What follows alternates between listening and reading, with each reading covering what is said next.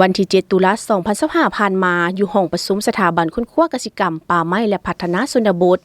ได้มีพิธีลงนามสัญญาร่วมมือ MOA ว่าด้วยโครงการทดลองพัฒนาเทคนิคและวิธีการใหม่เข้าในการปลูกทุเรียนเพื่อเป็นสินค้าระหว่างสถาบันค้นคว้ากสิกรรมป่าไม้และพัฒนาชนบทกับบริษัท EK Farmland จำกัดโดยการเข้าร่วมเป็นสักขีพยานของทานปริญญาเอกนางจันทคร บัวละพันธ์รองรัฐมนตรีกระทรวงเกษตรกรรมและสิ่งแวดล้อมมีทานนางท้องจันทร์อาคามาเขตหัวหน้าห้องการกระทรวงมีทานหัวหน้ากรมห้องหัวหน้ากรมอ้อมข้างกระทรวงหัวหน้าห้องการเกษตรกรรมและสิ่งแวดล้อมเมืองสังทองทานจงยุงเกประธานบริษัท EK Farmland จำกัดและแขกถึกเชิญเข้าร่วม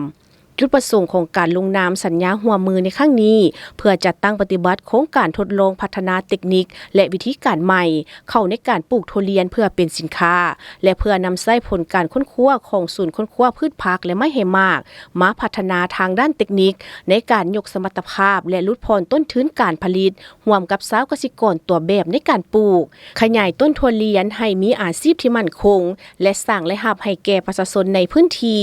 ในโครงการดังกล่าวนำใช้เนื้อที่ดินจำนวน6 เฮกตาร์ตั้งอยู่บ้านห้วยคำเมืองสังทองนครหลวงเวียงจันทน์คุ้มครองนำไส้โดยห้องการเกษตรกรรมและสิ่งแวดล้อมเมืองสังทองซึ่งได้เห็นดีร่วมมือกับสถาบันค้นคว้าเกษตรกรรมป่าไม้และพัฒนาชนบทกับบริษัท EK Farmland จำกัดในการดำเนินกิจกรรมของโครงการในระยะเวลาการร่วมมือทั้งหมด25 ปี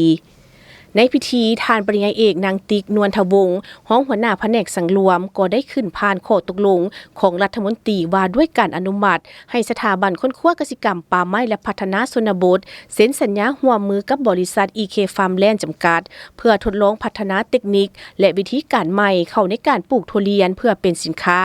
หลังจากนั้นก็ได้ลงนามสัญญาร่วมมือโดยทานปริญญาเอกเพชรมณีแสงสร้างไสยสารรักษาการหัวหน้าสถาบันค้นคว้ากสิกรรมป่าไม้และพัฒนาชนบททานปริญญาเอกบุญเดชสุทธวิไลหัวหน้ากรมแผนการและการร่วมมือทานสมเด็จบุภาคำหัวหน้าห้องการเกษตรกรรมและสิ่งแวดล้อมเมืองสังทองและทานจองยุงเกประธานบริษัท EK Farmland จำกัดและทานทรงฟูลืมผู้จัดการบริษัท EK Farmland จำกัดร่วมเป็นสักขีพยานทานปริญญาเอกนางจันทคร บัวละพันธ์รองรัฐมนตรีกระทรวงเกษตรกรรมและสิ่งแวดล้อมพร้อมด้วยหัวหน้าองค์การกระทรวงหัวหน้ากรมห้องหัวหน้ากรมสถาบันศูนย์แผนกและแขกที่ถูกเชิญเข้าร่วมเป็นสักขีพยาน